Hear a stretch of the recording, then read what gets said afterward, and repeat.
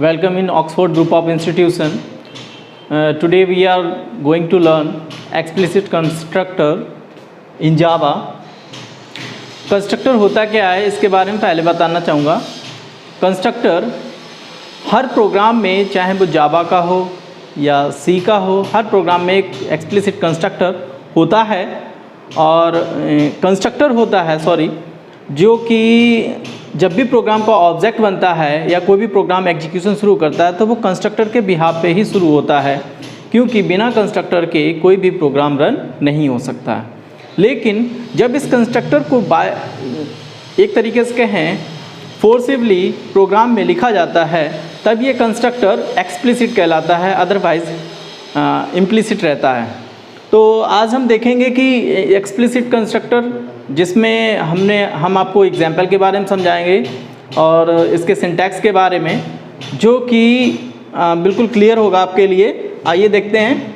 Explicit constructor का ये एक सिंटैक्स मैंने लिखा हुआ है, जिसमें क्लास होता है, क्लास का नाम होता है, टैग नेम जिसको बोलते हैं। साथ ही साथ ये जो क्लास नेम होता है बिल्कुल सेम इसी के क्लास नेम के साथ ही, अगर आपका कंस्ट्रक्टर पैरामीटराइज्ड है, मैंने यहाँ पर पैरामीटराइज्ड कंस्ट्रक्टर ले रखा है, तो अगर आपका पैरामीटराइज्ड कंस्ट्रक्टर है तो उसमें आर्गुमेंट पास कर देते हैं बिल्कुल फंक्शन के साइन के अंदर, और जस्ट इसी के बाद में जो भी आपको वर्क कराना होता है तो उसके लिए कंस्ट्रक्टर की बॉडी को इनिशियलाइज कर देते हैं।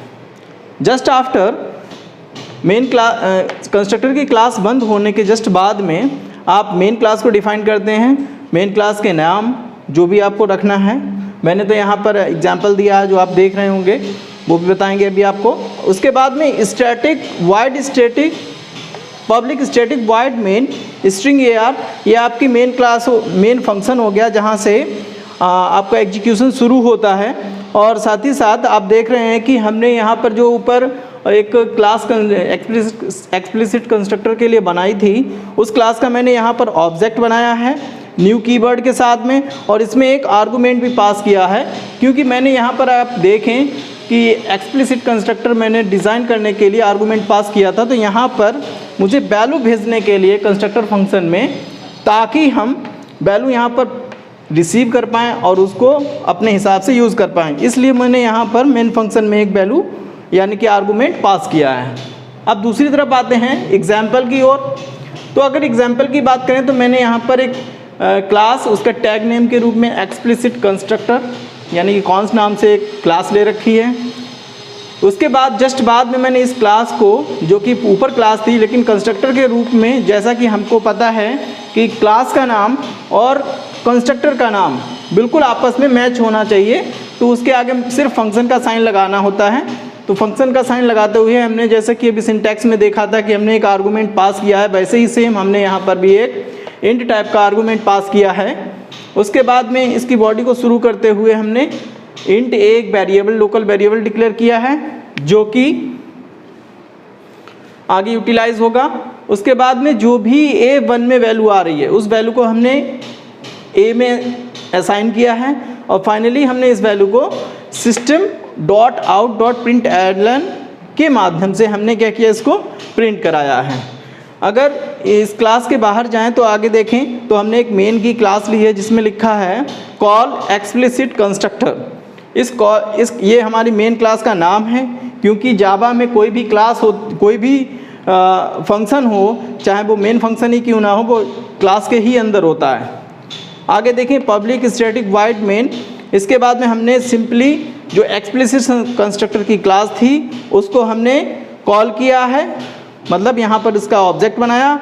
और यहाँ पर हम सीधे कह सकते हैं कि जो क्लास में कंस्ट्रक्टर है वो ऑब्जेक्ट बनाते ही अपने यहाँ ऑटोमेटिकली कॉल हो जाएगा।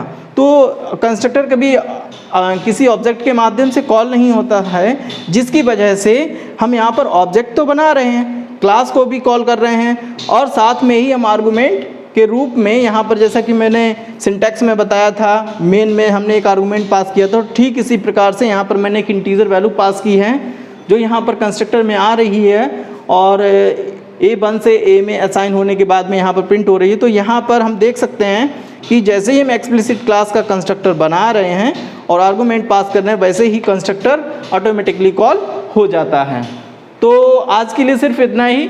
इसमें हमने देखा कि एक्सप्लिसिट कंस्ट्रक्टर क्या होता है, उसके सिंटैक्स के बारे में समझा, साथ ही साथ हमने ये समझा एक एग्जांपल के थ्रू कि कंस्ट्रक्टर को किस तरीके से एक्सप्लिसिट कंस्ट्रक्टर को किस तरीके से प्रोग्राम में लिखा जाता है और यूज़ किया जाता है। Thank you.